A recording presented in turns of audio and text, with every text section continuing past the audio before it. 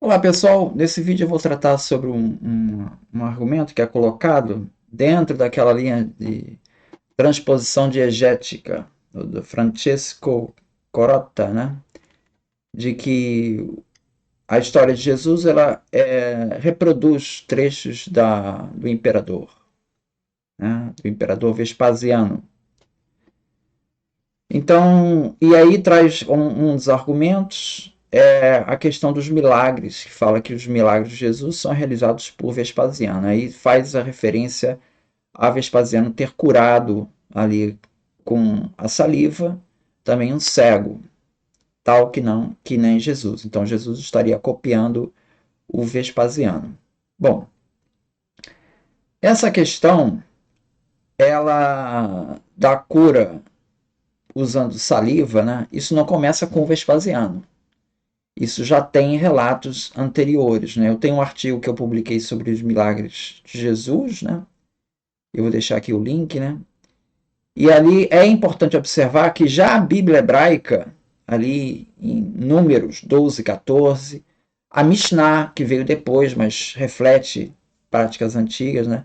Os manuscritos do Mar Morto e o Talmud palestino, em Sota 1.4, ele revela repulsa ao uso da saliva ou de qualquer outra expectoração, né, para cura, que isso é considerado um desrespeito. Os próprios membros do Sinédrio, em Marcos 14:65, quando condenaram Jesus, eles cuspiram no seu rosto. Dentro dessa perspectiva judaica que usar cuspe para fazer qualquer gesto é considerado desrespeito, tá? Os relatos de Jesus usando saliva para cura, eles aparecem em Marcos 8:23, e fala cura de um cego de nascença. E ele cospe na terra, faz a lama com a saliva e passa nos olhos. E em Marcos 7:33, fala de um surdo mudo, o qual ele passou os dedos nos ouvidos e cuspindo tocou-lhe a língua. Tá? Esses dois milagres, eles não são listados em Lucas e Mateus. Eles tiraram esses dois milagres aí. Possivelmente diante do incômodo da igreja primitiva que esse ritual pudesse ser usado em práticas pagãs. Tá? Essa questão do uso de saliva em práticas pagãs aparece, por exemplo, no encantamento 324 do texto das pirâmides do Antigo Egito, bem como no Papiro de Turim, de 1993. Também se refere a esse poder de cura. Isso também vai aparecer nos papiros mágicos gregos, que são textos posteriores e que também revelam o uso de saliva para cura, com poderes mágicos. Tá? Então essa história ela não começa em Vespasiano, ela já vem antes e inclusive já há recomendações no próprio judaísmo para que não se use. Então Jesus está provocando aí uma tensão, né, com as práticas judaicas, né, quando ele usa essa saliva daí. Então, e o relato que temos do Vespasiano, né, ele aparece aqui, ó, no Jesus histórico do Gerhard Thyssen. Ele aparece na página 339, onde ele reproduz o texto de Tácito, Histórias 4.81, escrito aí por volta de 110, e que fala desse episódio de Vespasiano. Então vamos ver que ele diz assim, ó, nos meses em que Vespasiano esperava em Alexandria pela estação regular dos ventos de verão, e com isso por uma viagem marítima segura, ocorreram não poucos milagres, que apontavam a favor do céu certa parcialidade dos deuses para com Vespasiano. Isso é o Tácito falando. Um homem do povo comum de Alexandria, bem conhecido por sua perda de visão, jogou os seus joelhos de Vespasiano e pediu, suspirando, pela cura de sua cegueira. Ele o fez por instrução do deus Serapis, que o povo absorvido do entusiasmo religioso, venera em especial. Então ele implorou ao imperador que se dignasse a molhar suas bochechas, pálpebras e boca com a sua saliva. Um outro que tinha enfermidade na mão, movido pelo mesmo Deus, pediu ao imperador que tocasse com a sola dos pés. No início, Vespasiano achou a coisa ridícula e a desprezou.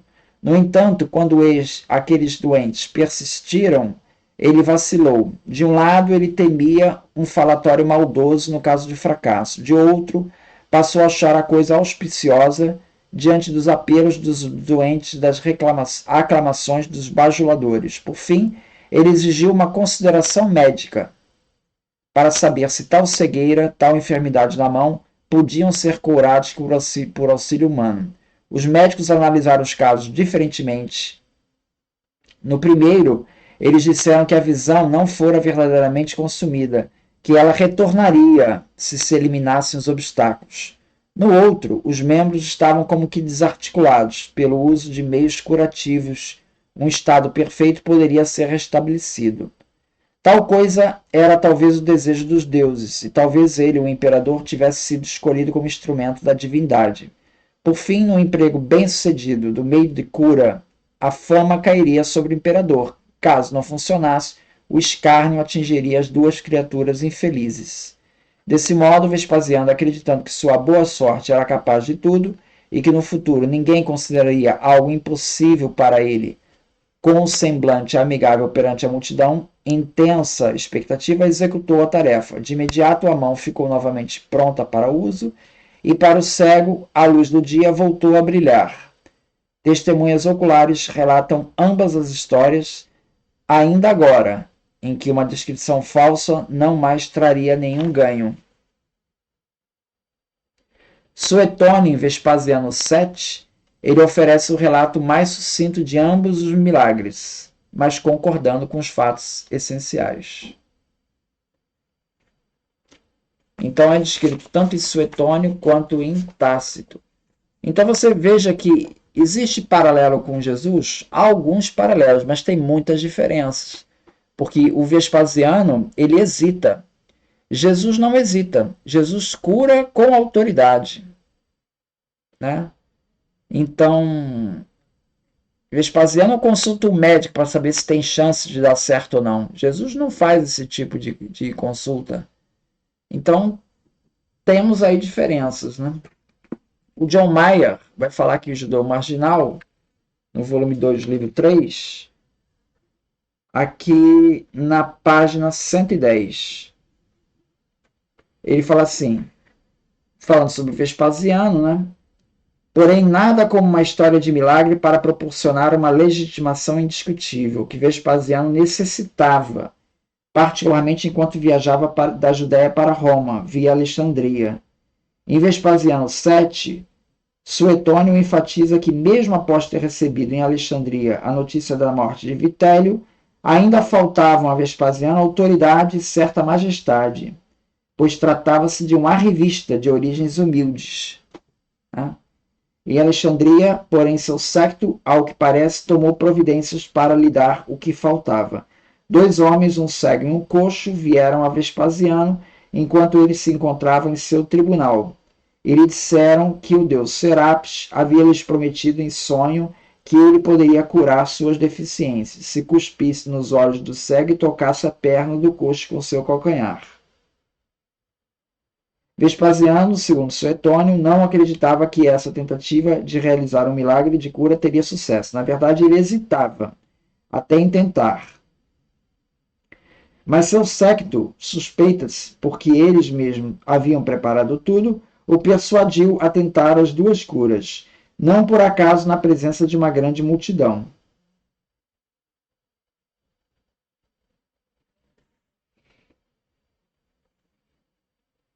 As juntas da mão poderiam ser recuperadas.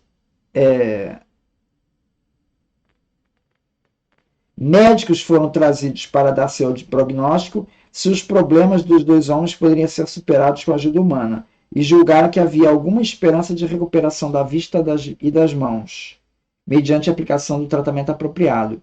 pois aparentemente a visão não havia sido perdida por completo e poderia ser restaurada, se os obstáculos fossem removidos. As juntas das mãos poderiam ser recuperadas se lhe fosse aplicada uma pressão adequada.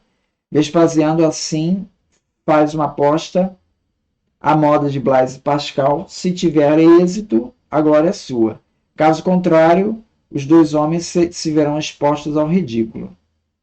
Acreditando em sua sorte e sorrindo à medida que a multidão se ia ficando exaltada, Vespasiano acedeu à solicitação. Evidentemente, os dois homens foram curados. Tácito enfatiza que ambas as curas foram confirmadas em sua época por testemunhas oculares.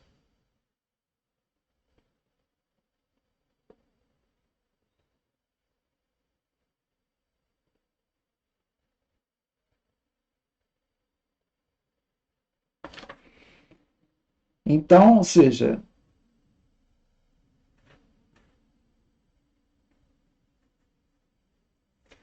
são dois relatos, né, que têm suas diferenças para com Jesus, né? Assim. E esse é o primeiro ponto. São dois relatos que têm suas diferenças por conta dessa hesitação toda aí do imperador. E o segundo ponto é que essa história de saliva, ela vem de antes. Ela não vem com Vespasiano. Então, assim, não, assim, é muito mais provável que a história dos milagres tenha surgido dentro do contexto judaico, já que tinha previsões, até dentro do judaísmo, para que não se usasse saliva para a cura, né? Então, estamos dentro do contexto judaico. Então, sim, a possibilidade de estar copiando um texto de Vespasiano, né? Ela é menos provável. Ela está inserida dentro do contexto, do próprio contexto judaico. É isso. Muito obrigado, então.